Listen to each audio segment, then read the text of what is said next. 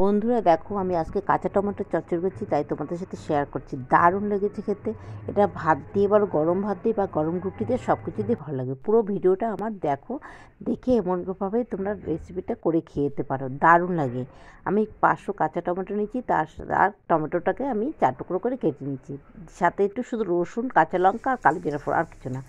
দিয়েছি সর্ষের তেল। এটা রিফাইন তেল কিন্তু একদমই না, সর্ষের তেলটা দারুণ লাগে খেতে। এটা দিয়ে এটাকে রসুন আর লঙ্কাটা দিয়ে আমি এবার একটু ভালো মতো একটু নাড়াচাড়া করে রসুনটা লাল হয়ে আসলে আমি কাঁচা টমেটোটা দিয়ে দেবো। কাঁচা টমেটো দিয়ে এবার একটু ভালো মতন কষাবো। একটু লবণ দিচ্ছি আর একটু হলুদ দিয়ে দিচ্ছি। এটাকে ভালো মতন কষিয়ে আমি তারপরে একটু ঢেকে দেবো। বন্ধুরা, এই রেসিপিটা তোমরা করে খেতেই পারো, দারুণ লাগে খেতে।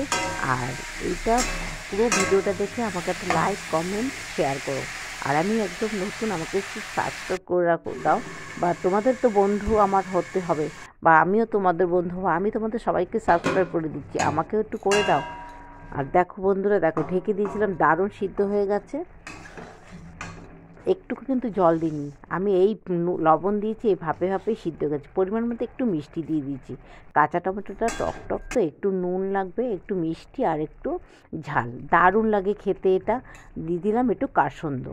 একটু কাসুন্দিটা দিলে একটু আরও বেশি টেস্ট আসে। কাসুন্দিটা দিয়ে ভালো লাগে, দারুণ লাগে।